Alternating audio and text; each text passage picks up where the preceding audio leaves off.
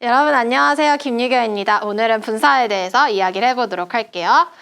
분사 모양부터 일단 얘기해 보도록 하죠. 자, 분사는 현재 분사가 있고 그 다음에 과거 분사가 있습니다. 모양은 다 아시죠? 현재 분사 같은 경우에는 동사 원형에 ing 붙은 모양이고요. 과거 분사는 이제 pp의 모양이 이제 과거 분사가 되는 겁니다. 그래서 분사는 현재 분사, 과거 분사가 있고 얘가 이제 어떤 역할을 하냐 했을 때 분사는요, 문장 안에서 이제 다양한 역할을 하는데 이제 그 역할들을 좀 얘기를 해볼게요. 일단 첫 번째로 분사는 일정한 구문을 만듭니다. 일정한 구문을 이제 만드는 역할을 하는 게 이제 분사. 이거부터 얘기하면은 일정한 구문을 만드는 건 다른 단어랑 합쳐져서 어떤 구문을 만드는데 아마 여러분이 다 알고 있으신 걸 거라고 생각해요. 예를 들면은 자, 비동사랑 현재 분사는 ing 모양이죠. 비동사랑 현재 분사가 합쳐지게 되면은 시제가 되죠. 어떤 시제가 되죠? 비동사 플러스 ing, 진행형이 됩니다. 그래서 진행형이라는 이제 일정한 구문을 만들게 되는 거죠. 현재 분사가 비동사랑 합쳐져서. 근데 이제 비동사가 또 현재 분사가 아니고 과거 분사랑 합쳐지게 되면은 얘는 이제 뭐가 되냐면 BPP가 되는 거죠. 무슨 태가 되는 거죠? 수동태가 되는 거죠. 그래서 수동태라는 일정한 구문을 만들게 됩니다. 그 다음에 이제 have가 과거 분사 PP랑 합쳐지게 되면 얘도 이제 시제를 만들죠. have PP는 뭐가 되는 거예요? 완료 시제가 되는 거죠. 그래서 완료형이라는 일정한 구문을 만듭니다. 그래서 현재 분사랑 과거 분사가 각각 다른 단어랑 합쳐지게 되면서 일정한 구문을 만든다라는 거. 근데 우리가 이제 보통 이 B 플러스 ing 현재 분사는 진행형에서 따로 배우게 되고 그 다음에 수동형은 수동태에서 따로 배우게 되는 거고 얘는 또 완료 시제에서 따로 배우게 되는 거죠. 그렇죠? 그래서 우리가 분사를 배울 때는 이 일정한 구문에 대해서는 자세하게 들어가는 부분은 없어요. 왜냐하면 또 다른 카테고리에서 우리가 배우기 때문에. 근데 이제 두 번째 역할이 뭐냐면은 이 분사라는 애가 문장 안에서 형용사 역할을 한다라는 겁니다. 형용사의 대표적인 역할은 두 가지가 있습니다. 첫 번째로 어떤 역할을 하냐면은 수식하죠. 뭐를 수식하죠? 명사 또는 대명사를 수식하는 역할을 합니다. 그다음 이제 두 번째로 어디 자리에 나올 수가 있냐면 보어 자리에 나올 수가 있습니다. 보어는 주격 보어, 목적격 보어 다 해당하는 거예요. 그래서 분사도 형용사 역할을 할 수 있기 때문에 명사, 대명사를 수식할 수가 있고요. 그 다음에 보어 자리에 나올 수가 있습니다. 이제 분사의 역할은 세 가지거든요. 두 가지까지 우리가 얘기했고 마지막 세 번째가 분사 구문을 만든다라는 겁니다. 분사 구문은요, 우리가 이제 다른 강의에서 좀 더 자세하게 살펴볼 거예요. 자, 오늘은 그래서 우리가 뭐에 대해서 배울 거냐면 이 두 번째 역할에 대해서 배울 겁니다. 분사가 형용사 역할을 해서 명사 또는 대명사를 수식하고 그 다음에 어디 자리에 오는 거? 보어 자리에 오는 거에 대해서 우리가 자세하게 살펴보도록 하죠. 자, 그러면 우리가 이제 뭐에 대해서 얘기를 할 거냐면은 먼저 첫 번째로 명사 또는 대명사를 수식하는 것부터 우리가 이야기를 해보도록 할게요.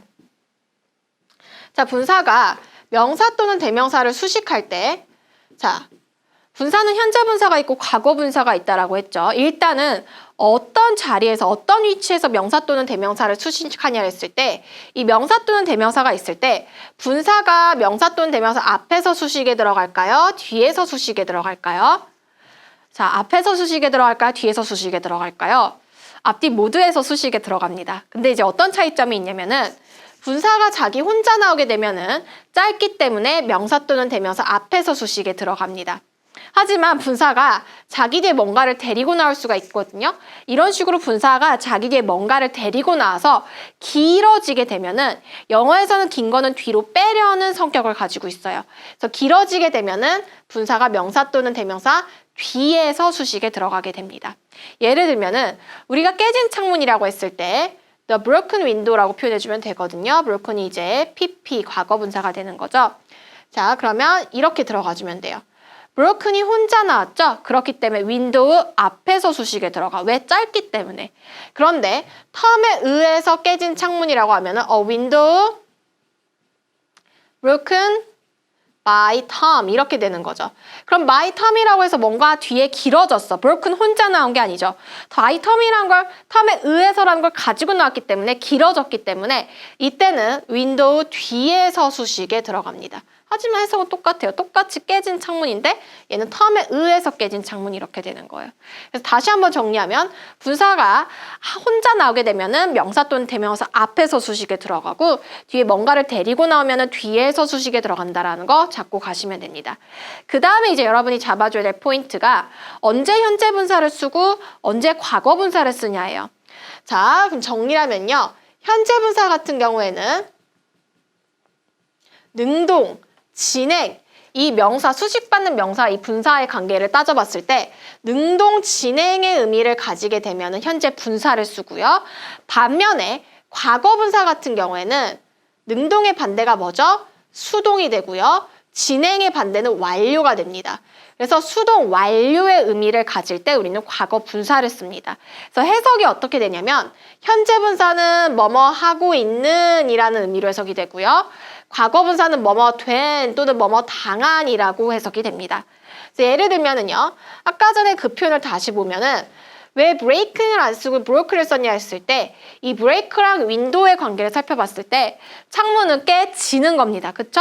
창문이 지가 깨는 게 아니란 말이죠. 그렇기 때문에 수동의 관계를 가지죠. 그래서 broken을 쓰는 거야. breaking을 쓰는 게 아니고. 그런데 한 소년이 있었어. 그 소년이 창문을 깨고 있는 소년이야. 그랬을 때는 the boy 그때는 뭐로 들어가줘야 돼? breaking the window가 돼야겠죠. 왜냐하면 자, 이 boy랑 break의 관계를 따져봤을 때 이 소년이 깨지는 게 아니고 그 창문을 깨는 거죠. 깨는 거기 때문에 얘는 능동의 의미를 가지는 거죠. 그렇기 때문에 이때는 현재 분사가 들어가서 깨고 있는 창문을 부수고 있는 소년 이렇게 들어가는 겁니다. 이해되셨나요, 여러분?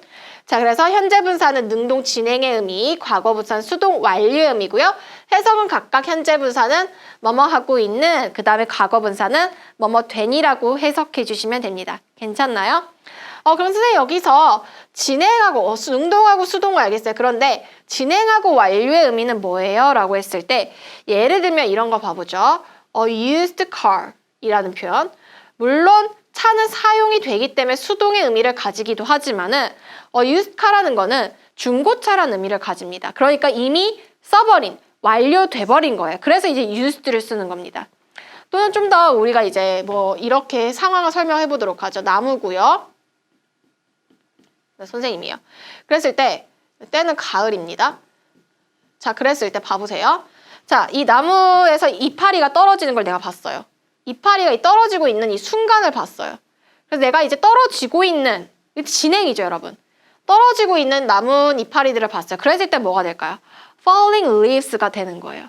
그런데 이미 떨어져 버린 나뭇잎, 이거 낙엽이라고 하죠. 이건 이미 완료된 거죠. 그럴 때 뭐가 될까요? fallen leaves가 되는 거예요. 낙엽이 되는 겁니다. 물론 우리는 낙엽을 더 많이 쓰겠죠. 이 떨어진 순간을 볼 일은 많이 없을 테니까.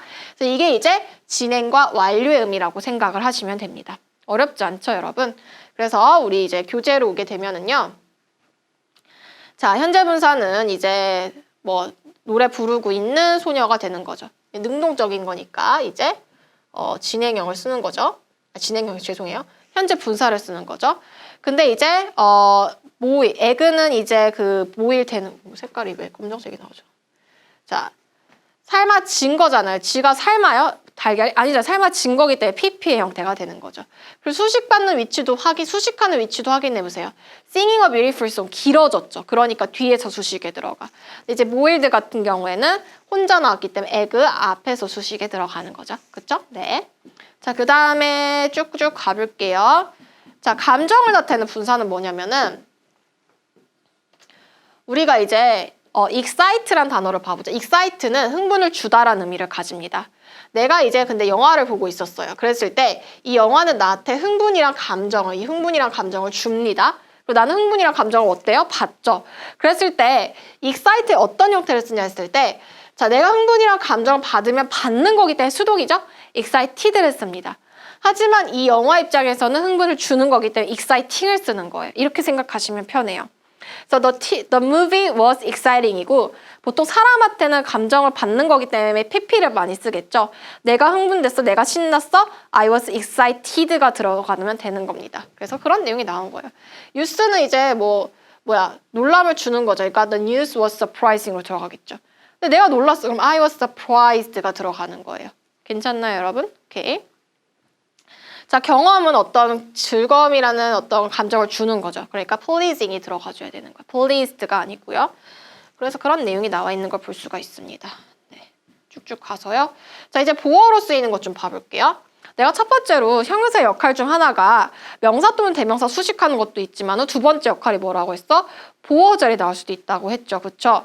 자, 보어는요. 이제 주격 보어가 있고 주어를 보충 설명하면 주격 보어, 그 다음에 목적어를 보충 설명하면 목적격 보어라고 하죠.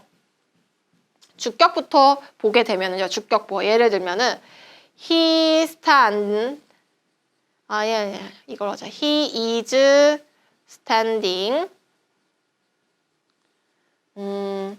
singing a song. 똑같아요. 현재 분사는 진행의 의미를 가지는 거예요. 그는 서 있는 중입니다. 노래를 부르면서 이렇게 되는 거죠. 그래서 he에 대해서 지금 보충 설명에 들어가는 겁니다. singing a song이. 근데 이렇게 들어갔다 했죠. He is sitting surrounded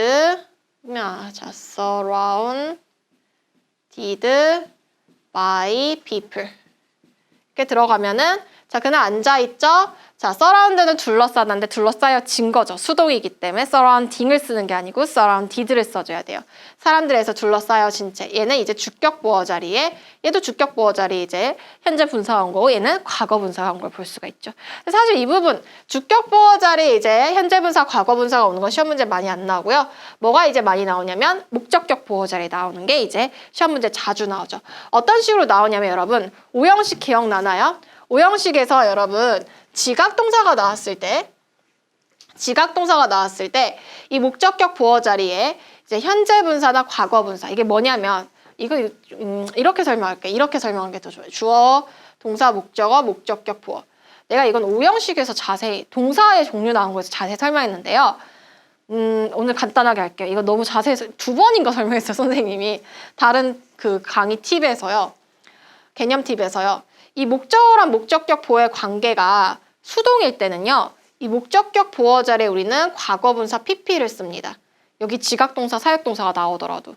그러니까 지각동사, 사역동사가 나왔을 때 동사 원형하고 ing가 현재 분사죠. 쓴다라는 건 얘랑 얘의 관계가 능동일 때를 전제하는 거야.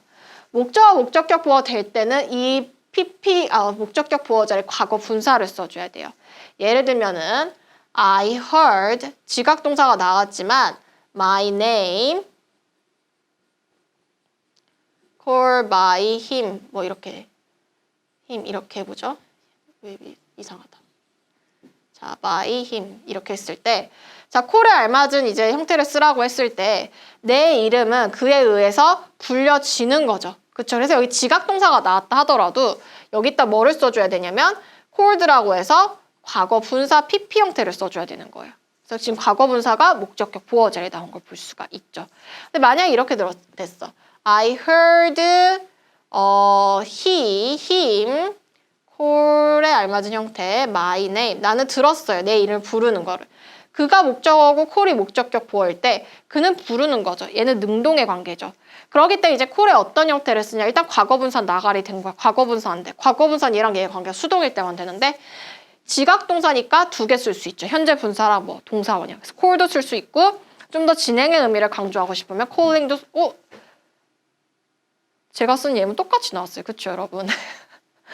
네, 뭐 이게 신기하다고. 네, 어쨌든지 간에 그래서 이제 calling이나 call을 써줘야 돼. call도 많이 call을 써줘야 된다라는 거 여러분 보시고 가면 됩니다. 뭐 그런 내용이 나와 있는 걸 볼 수가 있어요. 여기서도 봐보세요. 그들의 에세이는 체크되는 거기 때문에 체크라고 해서 과거 분사 형태를 써줘야 되는 거예요. 그래서 지금 우리가 분사 역할에 대해서 정리해봤습니다. 문제 풀고 오늘 마무리해볼게요. 네, 가보죠. Do you know the man? 이 남자가 서 있는 거죠? 능동이기 때문에 standing이 되겠죠. A fresh potato는 구워진 거기 때문에 baked가 돼야겠죠. 자, 그 다음에 물과 nutrient하면 영양소죠. 영양소인데 이제 needed를 쓰냐 to need를 쓰냐 to 부정사 형용사 정법이죠. 살기 위해서 필요되는이 되겠죠. 그렇죠? 그러니까 needed가 되겠죠. 필요되는 물과 영양소 이렇게 되겠네요.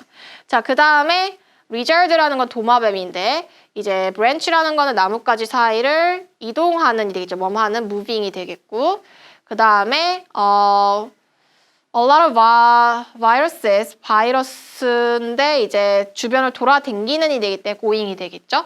그 다음에 이제 그 밑에는 my cat's house 커버된 거죠. 덮여 있는 거죠. 그렇기 때문에 수동 covered가 되겠네요. 네, 이제 감정을 나타내는 분사로 가보도록 할게요.